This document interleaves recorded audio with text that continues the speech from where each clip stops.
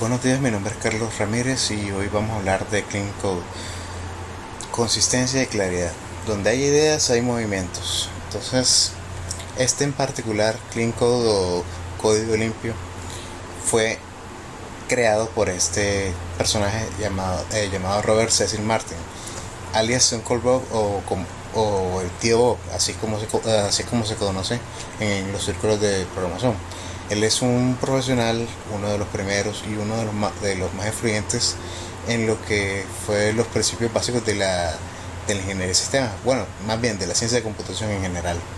Él ha creado o tiene manos en muchos de los libros de los libros de filosofía de programación más importantes y más influyentes que existen en la actualidad.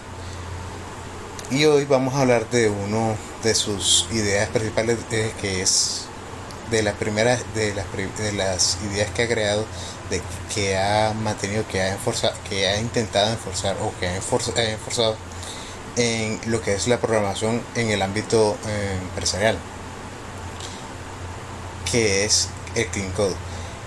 El Clean Code es un movimiento que mantiene que en nuestra labor de artesanos de software debemos perseguir los principios que están a la izquierda, que son los que nos pide la industria: software funcional, que responda a cambios, que, que tenga que sea colaborativo con los objetivos de tu cliente, pero que como artesanos de software también debemos aspirar a los principios que están hacia la derecha. Es decir, si vamos a crear software funcional, que sea software bien hecho, que sea software bien ideado, que sea software bien diseñado.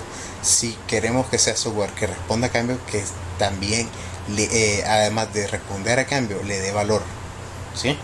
Que dé un paso más allá, que si bien interactúa con individuos, con comunidades, que también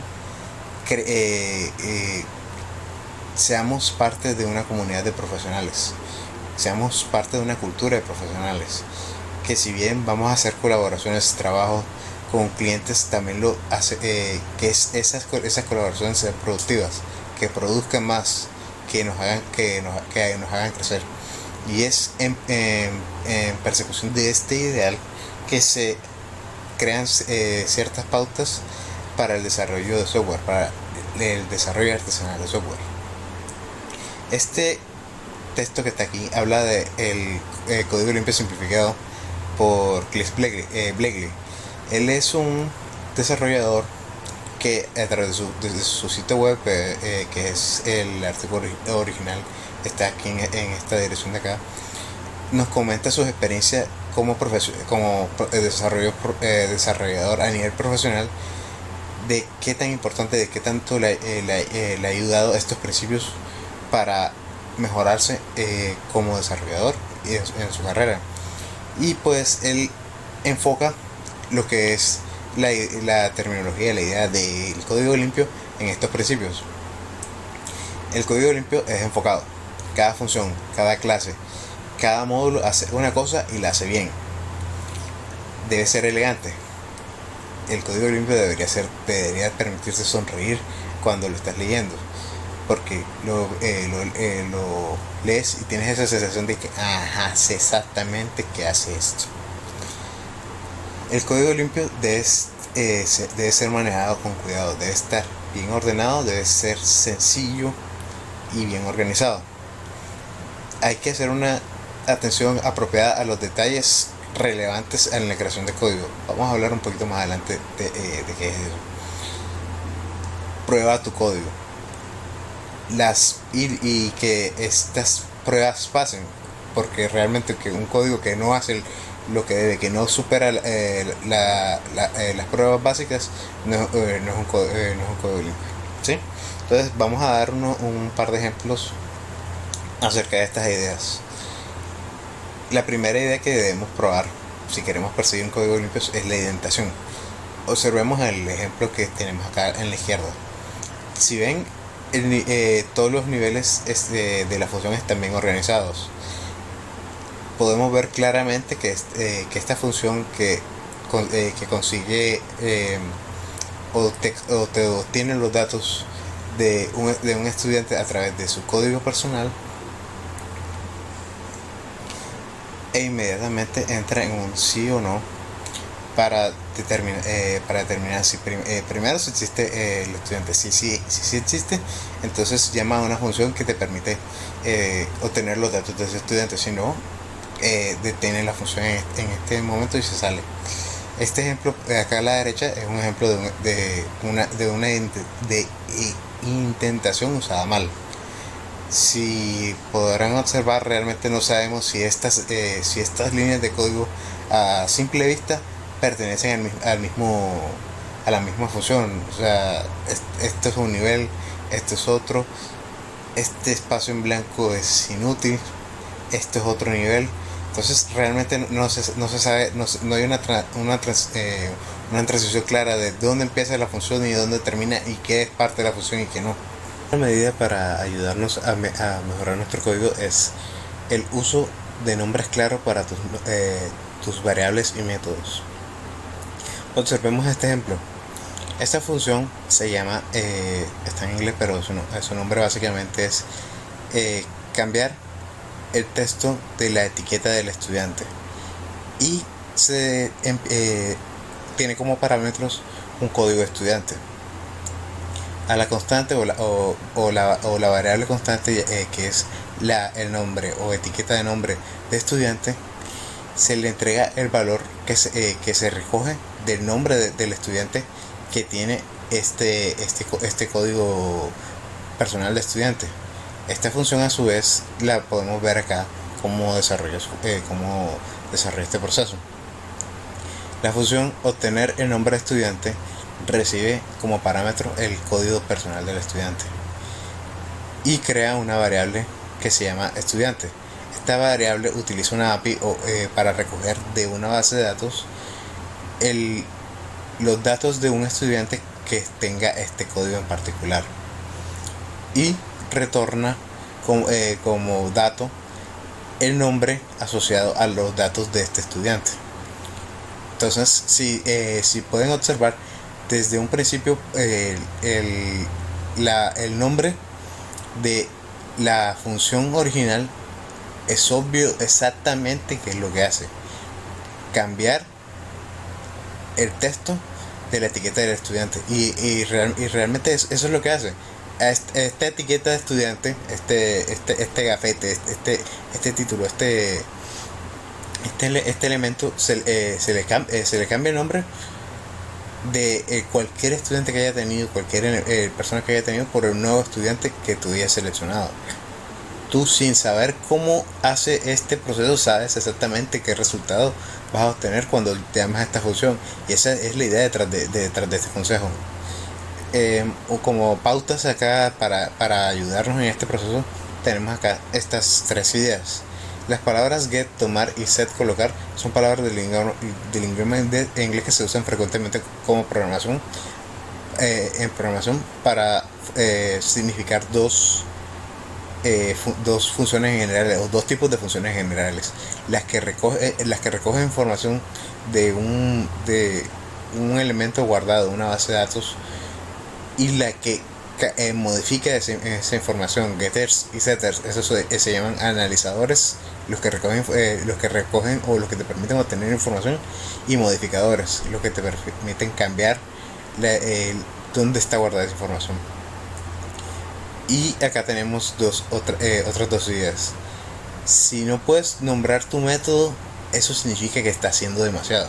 Si un proceso tiene más de una función dentro de sí misma, es muy difícil que tú puedas darle un nombre que te pueda decir: eso hace exactamente esto. Y realmente eso no te ayuda. No te ayuda a hacer funciones demasiado complejas, porque cuando intentas modificarlas para cambiar los resultados, puede ser mejorar su funcionalidad, o cambiar la funcionalidad de tu programa, hace que tengas que hacer demasiados cambios en muchas partes de tu código para obtener sus resultados. Si Si esa función solamente hace un proceso, su responsabilidad es única.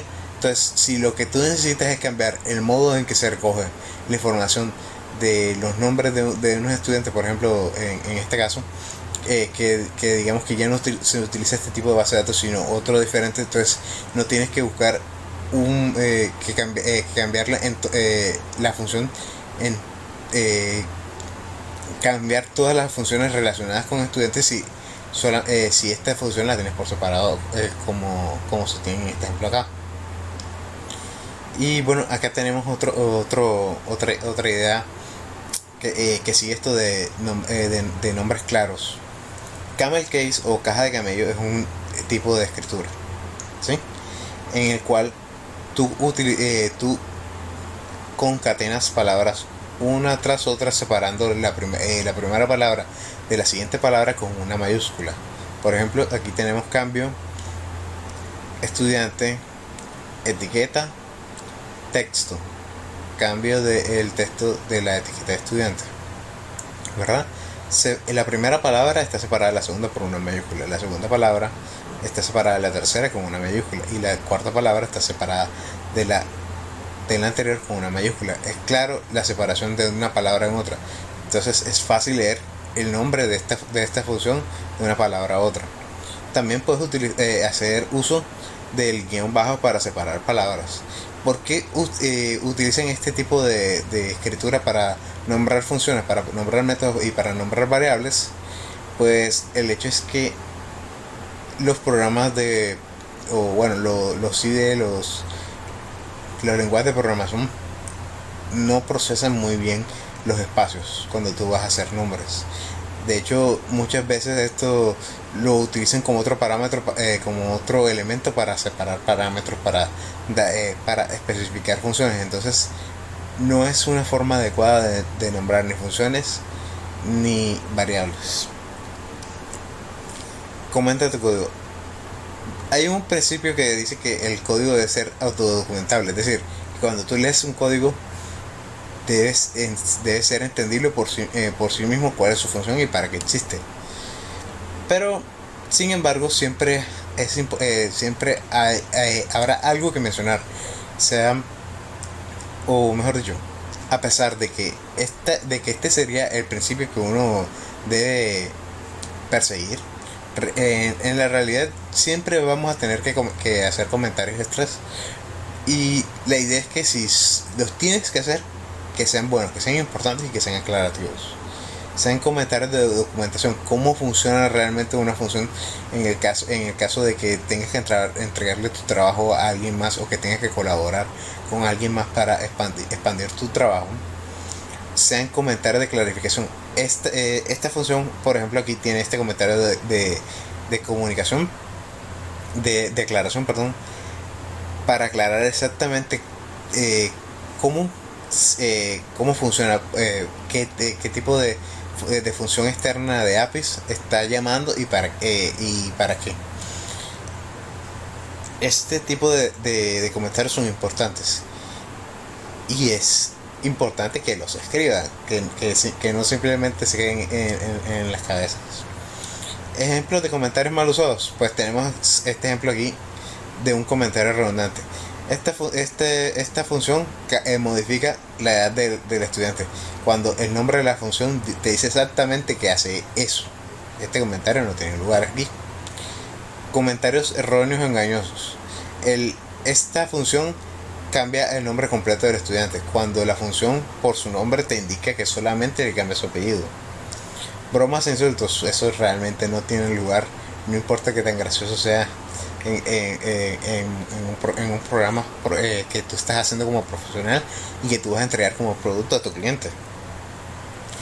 El principio de RY, don't repeat yourself, no te repitas a ti mismo. Crea un programa que calcula la nómina de los empleados de una empresa. Los empleados con más de 2 años de experiencia reciben un bono del 10%. Los empleados mayores de 60 años reciben un bono con respecto a pensiones del 5%. Por política de soporte a la maternidad, los empleados con hijos menores a un año reciben un bono del 10%. Este ejemplo nos va a ayudar a aclarar esta idea de no te repites a ti mismo. Observa las funciones que tenemos aquí. La primera función, calcular salario mayor edad, recibe una nómina base y le aplica el bono de antigüedad, ¿sí? Para los adultos mayores, para los empleados mayores, ¿verdad? Que es 5%. Esta función que tenemos por acá abajo, calcular salario maternidad, toma la nómina base y le aplica el bono de maternidad, que es de 10%, y regresa ese valor para cálculo, ¿verdad? Y esta de acá tenemos el calcular salario de antigüedad. Esto es el bono para los empleados que ya tienen bastante tiempo de trabajar en la empresa. En este caso, los que han trabajado los que tienen más de 2 años de experiencia con esta empresa, reciben nómina base y aplica el bono adecuado. Si se darán cuenta, las tres funciones funcionan de la misma manera, pero lo que va cambiando es el bono que se le aplica. Entonces, para eliminar estas tres funciones y quedarnos con una sola, podemos utilizar esta fórmula que tenemos aquí. Fórmula de calcular salario, que recibe la nómina base y el bono adecuado. ¿Por qué usar esta fórmula en vez de estas? Bueno, en primera instancia porque es más resistente a cambio. Si hay que ajustar los bonos que se aplican a los empleados de alguna manera, por este lazo tendré que modificar individualmente cada uno. En este simplemente se cambia el tipo de pregunta que se utiliza para obtener el bono y se introduce directamente el bono dentro de esta fórmula. Por otro lado, esta función implica menos aplicaciones. Imagínate el caso de que tengas un empleado en el que le apliquen los tres bonos. Para poder calcularlo tendrías que llamar a esta función y el resultado entregárselo a esta función, el resultado entregárselo a esta función. De hecho, ese es un ajuste que tendrías que programar en el momento que se te dé ese caso, porque estas funciones así de la forma de las que están descritas no son capaces de hacer ese cálculo. Esta función, por otro lado, simplemente se le entrega el bono total acumulado de ese empleado y se aplica una sola vez el cálculo de ese bono. Hay menos operaciones y por lo tanto es más eficiente para hacer este cálculo. Y si bien en una operación, en 2, en 3 o en 10 no es tan visible o no es tan relevante ese aumento de eficiencia, nosotros como ingenieros estamos muy acostumbrados a tratar miles y millones de datos al mismo tiempo que hay que procesar a través de nuestros programas. Por ahí que el manejo de datos, el manejo de base de datos es un elemento muy importante para nosotros como ingenieros de sistemas. Bueno, en fin, esto es todo por ahora. Quiero que mediten un poco sobre estas ideas.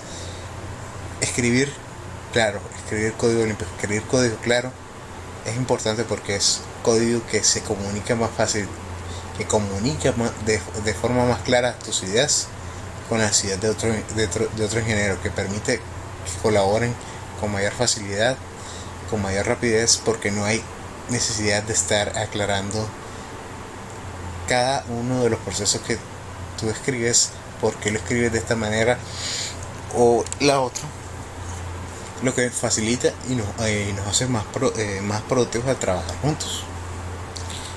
Bueno, que tengan un excelente día.